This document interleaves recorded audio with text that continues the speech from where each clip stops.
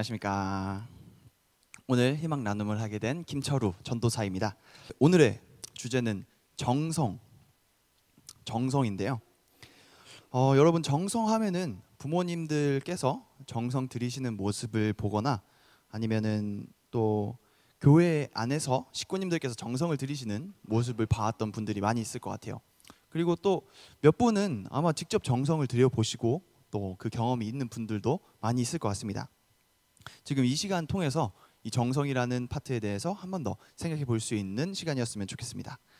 우선 정성의 기본적인 내용들을 먼저 말씀드리겠습니다. 먼저 정성을 드리는 데는 세 가지 정해져야 되는 사항이 있는데요. 첫 번째로 중심 인물입니다.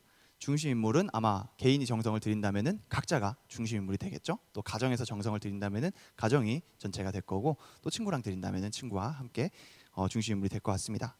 그리고 두 번째, 조건물이 있습니다.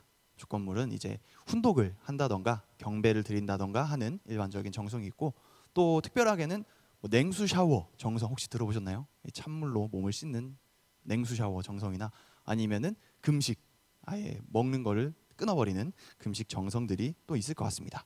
그 마지막으로 수리적인 기간이 있는데요. 이 기간은 이제 3일, 또 7일, 또 길면은 21일, 40일, 120일, 뭐 1년, 2년 그렇게 정성을 드리는 시간이 이 시간을 정해지는데요. 그렇게 해서 중심인물, 조건물, 기간을 정해서 정성을 지내게 되는 게 저희 교회의 일반적인 정성의 내용입니다. 혹시 여러분들이 지금까지 살아오면서 정성을 들여봤던 경험이 있으실까요? 부모님 손에 끌려서 강제로 정성을 들여왔었던 분도 있을 것 같고, 또 몇 분은 정말로 이 마음이 움직여서 스스로 정성을 들이신 분들도 계실 것 같습니다. 그리고 지금 수련회에 참석하거나 또 이렇게 예배에 와 주시는 것도 정성이라고 생각을 해요. 네, 여러분들께서 들이신 정성을 조금 생각하고 계시다가, 오늘 공과는 없고요. 이제 예배가 끝나면은 심정 공유 시간이 있는데 그때 각 반의 친구들과 함께 이야기 나눠봤으면 좋겠습니다. 이 정성이라는 단어, 교회에서 봤을 때는 이렇게 중심인물, 조건물, 기간을 정해서 하는 것이라면은 세상에서 바라보는 정성이란 단어는 어떨까요? 정성이라는 단어를 검색했을 때 이 중용이라는 책이 나옵니다. 그래서 중용 23장에 정성이라는 단어가 또 같이 나와가지고, 마침 이 부분이 혹시 영화 영린 보셨나요? 영린의 그 명장면으로 하나 들어있거든요. 그래서 그걸 하나 구해왔습니다.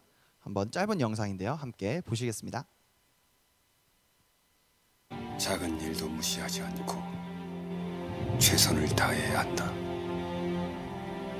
작은 일에도 최선을 다하면 정성스럽게 된다. 정성스럽게 되면 겉에 배어나오고, 겉으로 드러나면 이내 밝아지고, 밝아지면 남을 감동시키고, 남을 감동시키면 이내 변하게 되고, 변하면 생육된다. 그러니 오직 세상에서 지극히 정성을 다하는 사람만이 나와 세상을 변하게 할 수 있는 것이다. 바뀐다. 온 정성을 다해 하나씩 배워간다면 세상은 바뀐다. 이 정성이라는 내용을 중용에서는 그 세상을 바꿀 수 있는 가치로 보고 있습니다.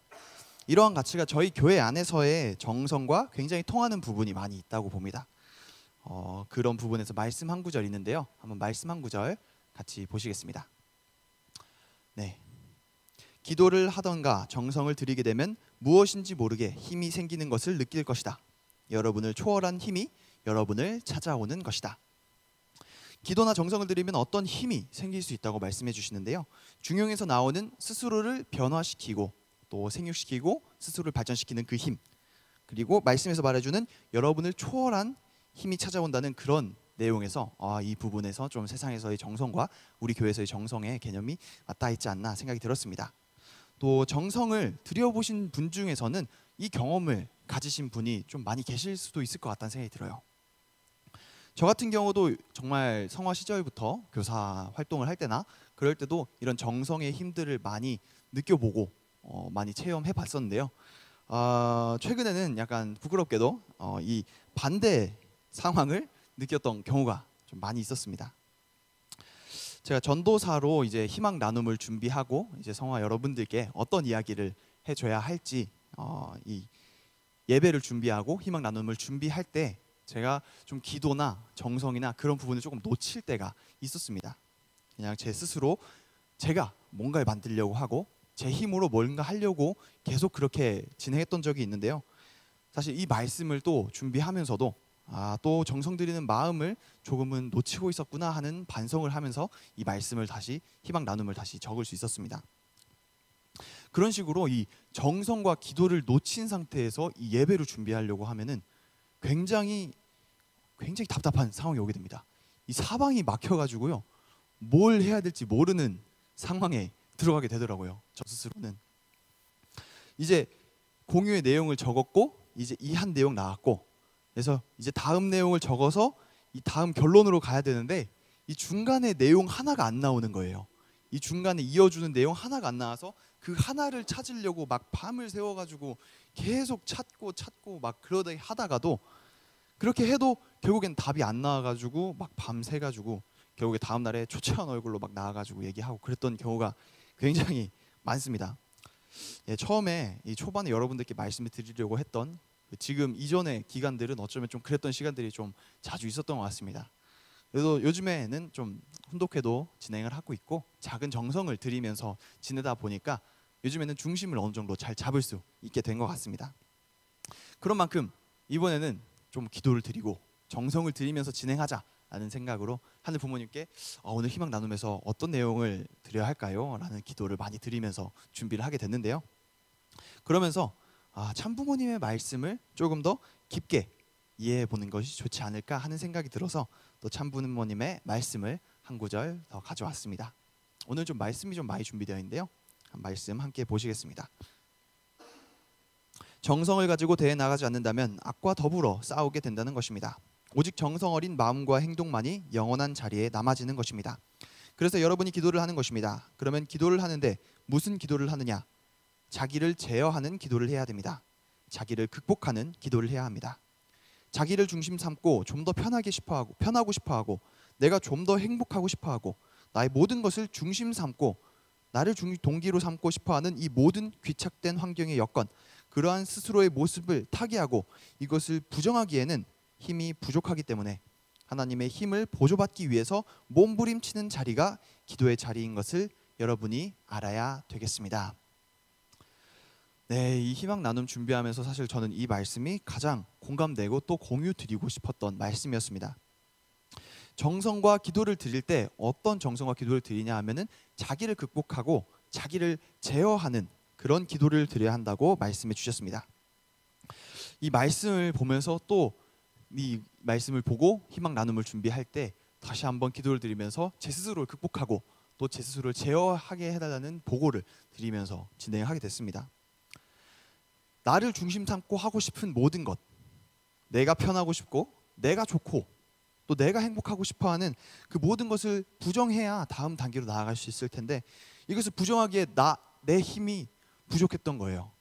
저 스스로도 지금까지 희망 나눔을 준비하면서 계속 막혀 있었던 이유가 저 스스로의 편한 걸 부정하고 내가 좋은 거, 내가 쉬운 것들을 좀 포기하고 날 부정하고 했어야 되는데 그러기에는 제 힘이 너무 부족했어서 그렇게까지 말씀을 못했었던 것 같아요.